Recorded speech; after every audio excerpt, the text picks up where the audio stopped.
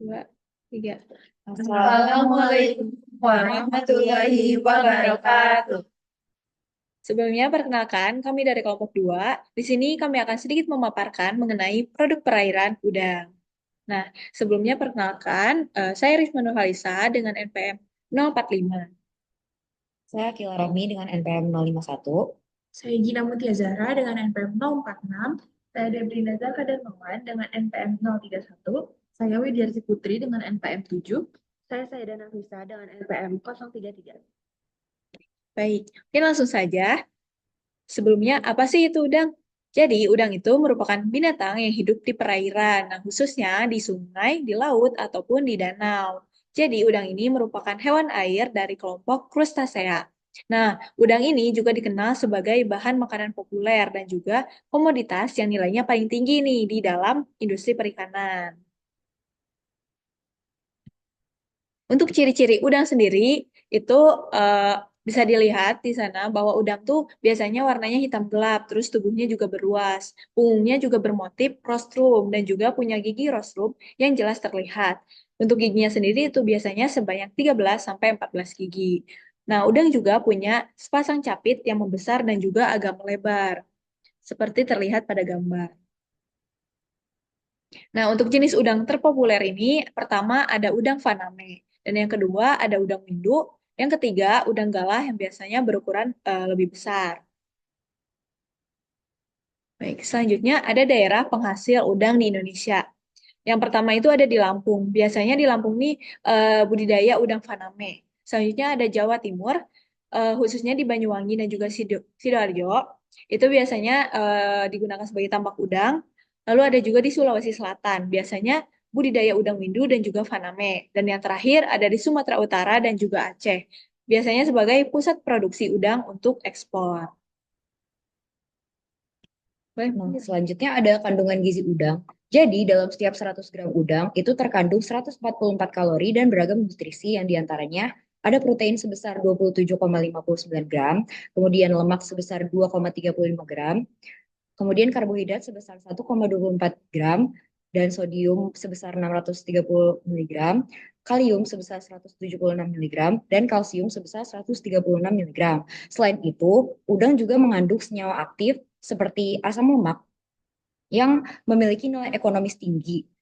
Kemudian asam lemak itu ada asam lemak omega 3 yang berfungsi untuk perkembangan otak bayi, anak, dan juga ibu hamil.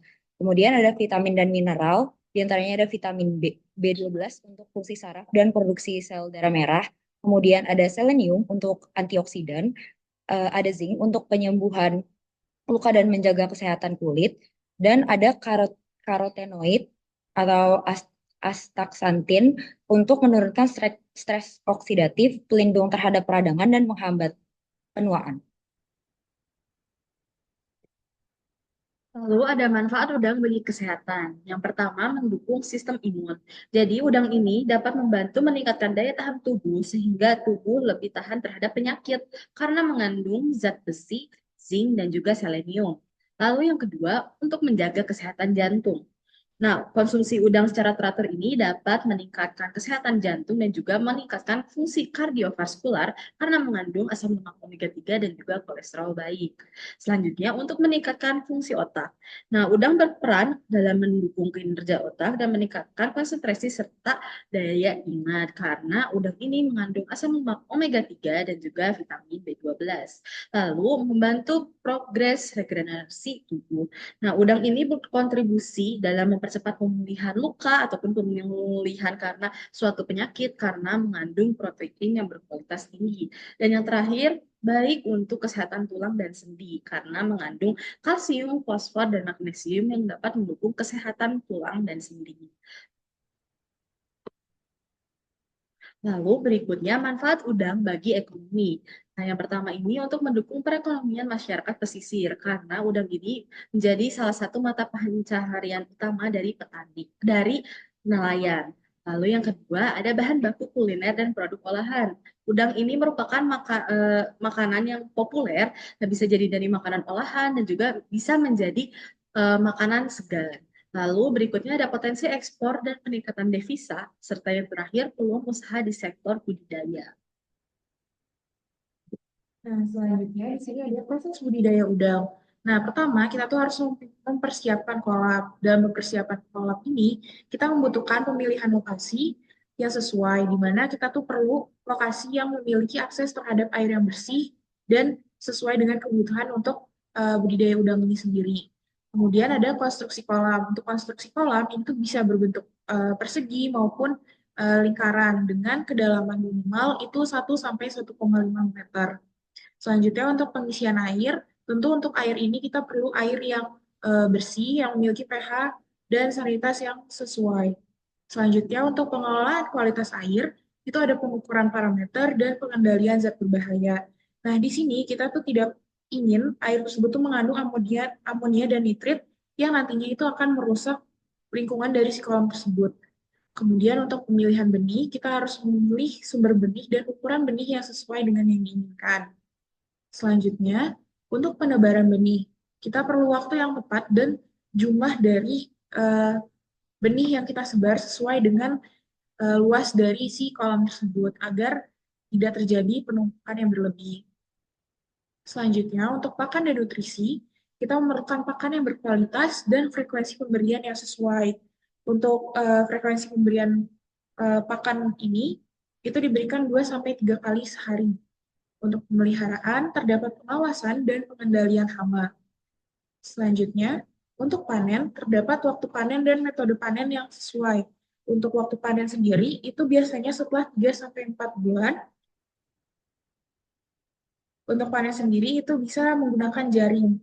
Selanjutnya, untuk pasca panen, itu bisa dilakukan pengolahan yang sesuai dan pembersihan kolam untuk digunakan siklus budidaya udang selanjutnya. Selanjutnya itu ada potensi budidaya udang. Nah, udang itu merupakan salah satu komoditas subsektor perikanan utama dalam ekspor Indonesia. Selain itu, sebagai salah satu spesies yang berpotensi untuk dikomersialkan, udang memiliki beberapa kelebihan. Di antaranya adalah pertumbuhan cepat, tingkat prevalensi penyakit yang rendah, dan permintaan pasar yang luas, baik di pasar domestik maupun pasar ekspor. Untuk mencapai hasil produksi dalam usaha pembesaran, penggunaan benih yang cukup dalam penggunaan benih yang cukup umur merupakan hal yang penting. Benih yang dimaksud adalah benih hasil pendederan selama 30 hingga 60 hari dengan ukuran 1 hingga 5 gram. Nah, jadi di sini ada 2 contoh inovasi produk dari udang. Nah, biasanya udang sendiri itu kan banyak dimanfaatkan sebagai sumber makanan. Nah, salah satu contohnya itu ada nugget udang. Dan untuk limbah udang sendiri, itu tuh bisa digunakan sebagai pupuk organik. Nah, yang pertama ini ada nugget udang, di mana nugget ini tuh merupakan daging olahan yang diproses dengan dihaluskan dan dibumbui. Kemudian ditutupi dengan perekat tepung seperti tepung roti dalam keadaan setengah matang dan dibekukan untuk menjaga kualitas. Nah, kandungan gizi nugget udang juga meliputi energi, protein, lemak, karbohidrat, zat besi, dan juga vitamin. Nah, untuk manfaat nugget udang sendiri, yang pertama itu adalah sumber protein berkualitas tinggi, di mana udang ini kan merupakan sumber protein hewani yang kaya akan protein. Nah, protein sendiri itu diperlukan untuk memperbaiki jaringan tubuh dan memperkuat sistem kekebalan tubuh. Yang kedua, nugget udang juga rendah kalori dan lemak apabila diolah dengan cara yang sehat seperti dipanggang atau digoreng dengan minyak yang sedikit. Nah, lalu yang ketiga itu kaya dengan omega 3, di mana udang mengandung asam lemak omega 3 yang baik untuk kesehatan jantung dan membantu mengurangi peradangan dalam tubuh. Dan yang keempat itu mengandung vitamin dan mineral, di mana udang ini kaya akan vitamin B12 yang penting untuk produksi sel darah merah dan fungsi saraf. Selain itu, udang juga mengandung zat besi, selenium, dan fosfor yang baik untuk tubuh. Nah, selanjutnya karena tingginya produksi udang yang dihasilkan di Indonesia ataupun di dunia, itu tuh akan menghasilkan juga limbah sampingan yang seimbang dari proses produksi tersebut. Dan limbahnya sendiri ini tuh bisa dimanfaatkan sebagai pupuk organik.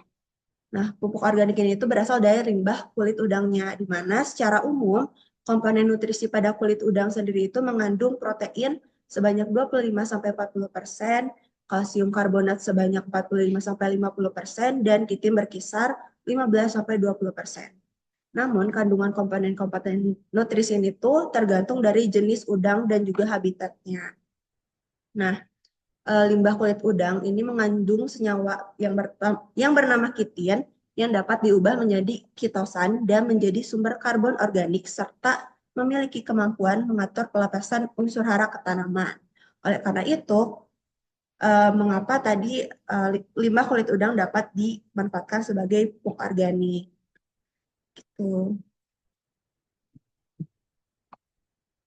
Oke, mungkin sekian presentasi dari kami. Terima kasih. Mohon maaf apabila ada salah kata dan kurangnya. Wassalamualaikum warahmatullahi wabarakatuh. Salam.